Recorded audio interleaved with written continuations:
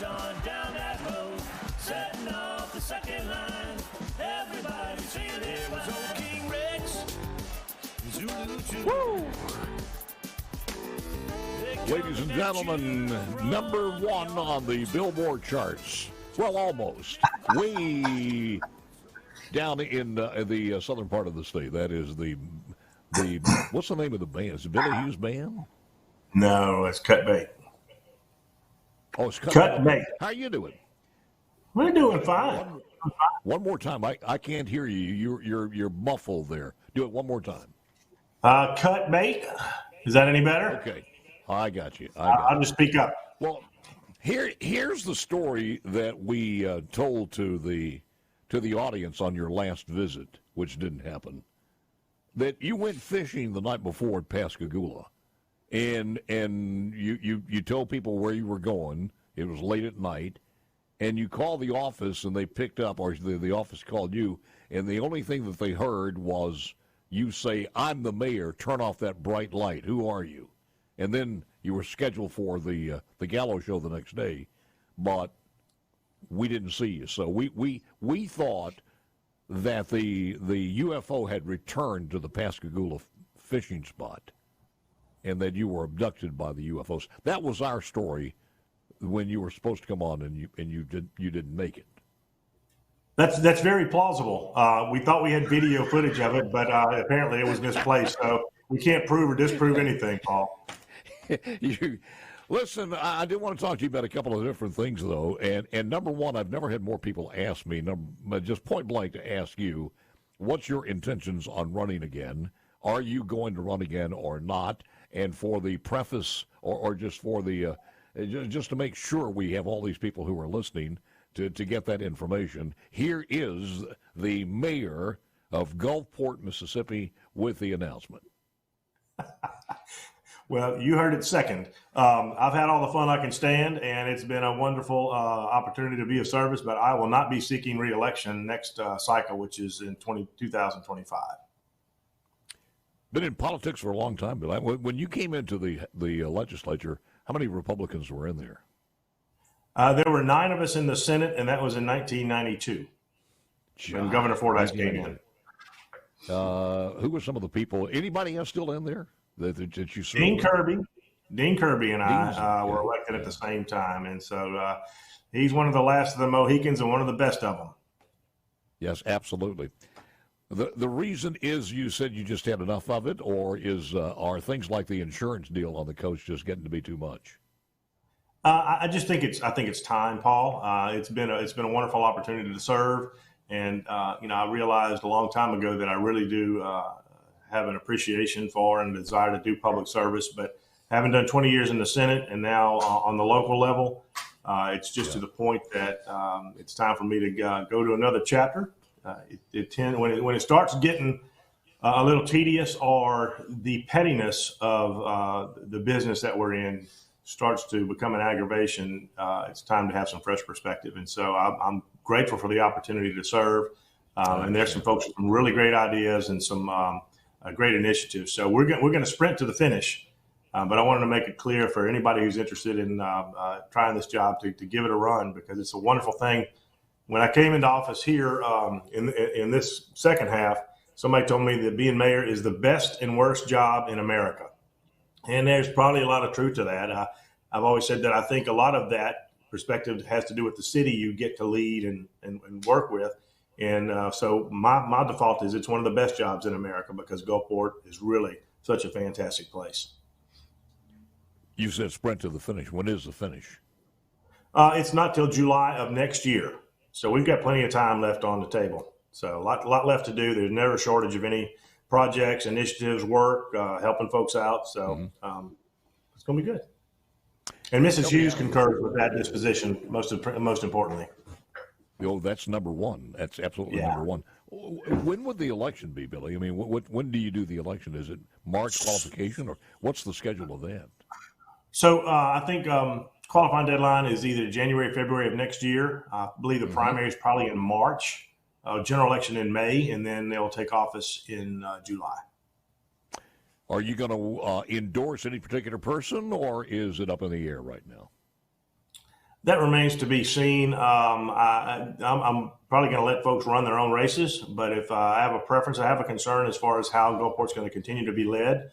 But with me stepping out, I don't need to guide anything or getting in the way. But if somebody needs my help at the mayor's level, and if I have a strong preference, I'll certainly let it be known. But at present, I'm going to try to let folks run their own race and do their own thing. But I'll certainly have an opinion on things. What year did you go in? As mayor, 2013. 2013.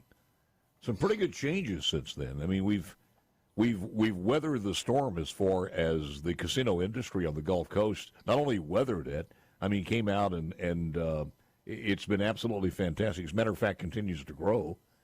Not only the casino industry, but everything else on the coast. So, a good job. Well, I wish you wouldn't say storm. We're in hurricane season, but that's all right. I know that. Look, that's part of the fabric too. That's what we deal with, and we've proven that this area and Mississippians, Americans for that matter, are very resilient. And so we roll with what's pitch status. And again, a lot of that has to do with how you look at things. But we have a pretty progressive community as far as moving things forward, embracing change when it comes, and trying to celebrate the traditions.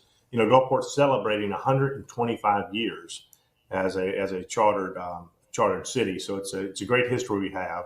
But in the last decade or so, we put together a remarkable team, and it's resulted in some great collaborations with governors, with members of the legislature, even with county officials, and the result, our landscape has changed economically in a very positive fashion, and new businesses, new initiatives.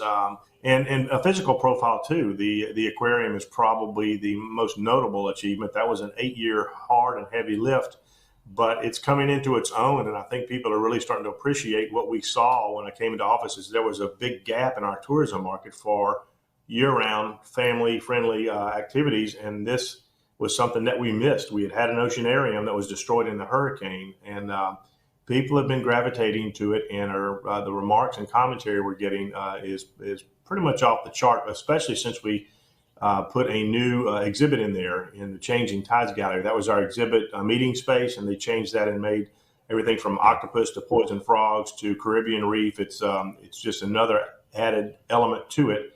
And now they're moving forward and doing a capital campaign for a penguin habitat. So that aquarium is, on some pretty nice rocket fuel right now, and it's a credit to the legislature for embracing that vision, Governor Bryant and Governor Reeves for helping us out and getting us to this point.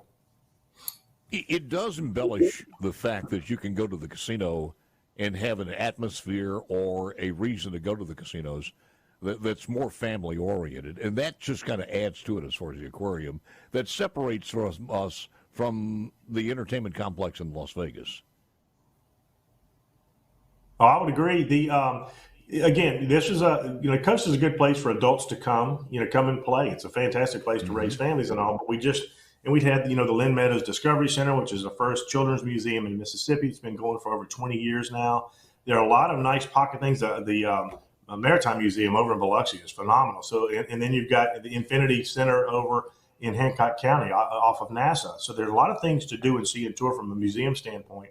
But again, the aquarium, I like to call it the Mac Daddy of attractions because it is something that people can go and stay and enjoy, and kids get it, adults get it. So it just kind of rounds out our some of our economic offerings.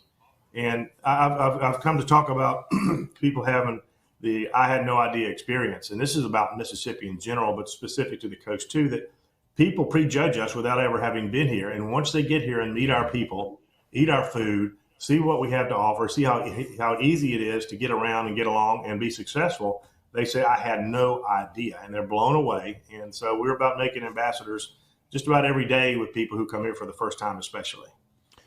Something, and you didn't even realize you did this, something you did just a few seconds ago shows exactly how far we've come. Back in the old days when we used to go to the Mississippi Broadcasters Convention at the old Broadwater, I think it was the only hotel that was left after Camille, you could get a lot of tape on mayors dissing each other and being protective of their own little municipality at that particular time. But At some point in a few years ago, things changed. Everybody started working together, and it absolutely exploded. And I think where you gave credit to other attractions and other communities was kind of a benchmark of that, just to see how far we have changed. Would you agree with that statement? I mean, the old days, nobody wanted to work together. Yeah, we tend to get parochial, and that's just kind of the nature of what we do. But we kind of took a look back, and some of this was from my experience in Jackson, and it's it's this thing right here. This one. Oh, absolutely. Absolutely. Hey, Billy, hold on for a second. I'll give you a chance to get the final thoughts on here. We got a quick break. Back in a moment with more. Okay. For a little while longer, Billy Hewes. We were talking about camaraderie or working together. Same in the Delta, same in the Jackson area, same on the Gulf Coast. But again, politics in Jackson, Mississippi is one of the things that you pointed out. You want to complete that thought? Yeah, I was talking about how Mississippi's viewed and how we're proud of where we're from. And if you travel at all, you realize Mississippi really is a special place. The world doesn't know us, but by the Mississippi's a river, so a lot of it's just internal to the United States. And we get down at the local level, particularly when I was in Jackson, I saw this, and someone would say, "Man, we love when you guys in the coast fragment because it allows us to get more done than y'all." So, well, when I got down here, we're known for our gumbo. And gumbo comes in all different flavors and sizes and roux and colors, and it's all good. And it's distinctive because of its different ingredients. And so what we came to recognize here on the coast is that when you come here, most folks in Jackson and areas know us as the coast, not Gulfport, Biloxi, or Pasco Stanley. Learn that as they get down here. Yeah.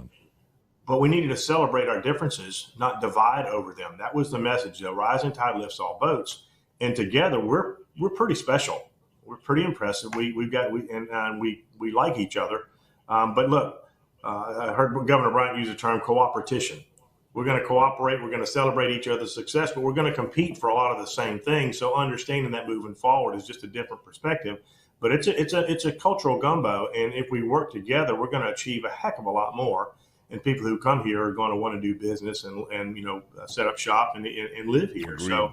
Yep. I think it's just a different approach to things. It's kind of like, you get to choose how your day is based on your attitude. Well, our attitude is that there's enough to go around for everybody, and we're going to try to help each other along.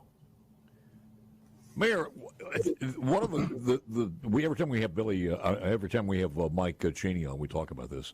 But there's a lot of concern as far as what's going to happen in the coast, on the Gulf Coast, places like that, as far as insurance is concerned. And nobody's coming up with a real answer on this one, but it is a concern not only to homeowners, but certainly to the businesses there. Your thoughts on that? Insurance costs have been debilitating for a long time. I've been in the business for over 40 years now, and it is of concern with how there's an imbalance of rate structures throughout the state. I had Andy Case from Mike's office tell me that he said the concern right now is more in Tornado Alley than it is Hurricane Alley with the hailstorms and tornadoes that they've been having. Those are more devastating in many respects. So we have a lot of concerns across the state. I talked to Commissioner Cheney yesterday, and he's one of those old guys I was in the Senate with, and Lynn Posey had wildlife issues. So we all get recycled somehow. Again, we like public service. But there is a program that Alabama has had that we're starting in Mississippi, and it's a fortified home program. It's a grants program to allow people, give them some funding to help secure and make their homes more storm ready. The main thing is getting straps attached from the ceiling rafters and joists down to the wall plates. And if that is done, it qualifies as what they call a fortified home, and it can yield as much as 20 to 30% of a reduction in insurance because the propensity for damage is much reduced as a result of that. So that's probably one of the most promising things. But in the larger sense, what's the cost of that? What are we talking about cost-wise? I don't know the specifics. I don't know the specifics, but it's a grants program that I think the legislature may have authorized this particular session. Mm-hmm. So Cheney might have more information on that, but it's a good program. And if you're building new, Paula and I built a home by the time I became mayor down here, and it cost us about 20% more to build to a fortified standard. But over time, we should recoup that. And of course, there's some peace of mind that comes with it too, as a consumer. Would it let you handle without damage a home 20 or 30 miles an hour more, or 40 or 50 miles? I saw this somewhere, and I forgot what it was. Yeah, I don't know what the stats are, but clearly, securing the roof more completely to the home frame is going to reduce a lot of damage. So there's a benefit to the homeowner as well as the exposure the industry has. All right. One other question before you leave, and not this June, but next June. What do you want to have accomplished? What's that big thing out there that you want to get done? Some of it's been done, excuse me, in just the team that leads this city. It is intact. There's a lot of professionals throughout the city that do a lot of things. So one I think I want to see done is some of the infrastructure and transportation projects just get started. Mm-hmm. We've got some that have been going on. We've received federal funding for, but because of the hoops and federal components you have to go through with everything from the HUD to the Corps to the EPA, it takes years, and it's very frustrating and very aggravating when you've got a need of your community to get from point A to point B. You have development opportunities. There are safety factors to consider. And yet we are banging the drum on this every single day to get these major road projects, if not in place, at least started before I get out of office. Well, we'll expect a picture next June of you and Tommy Gallant with 2 rod and reels and 4 margaritas then. That would not be a hard thing to do. I bet it wouldn't. Always. Well, we can get you in the picture if you like. Then it would be 10 margaritas. And we'll see if we can make that happen. Billy, thank you, man. Appreciate it very much. Thank you for taking the time. All right, I'll take care. All right, God bless. We'll get back with you again before you leave.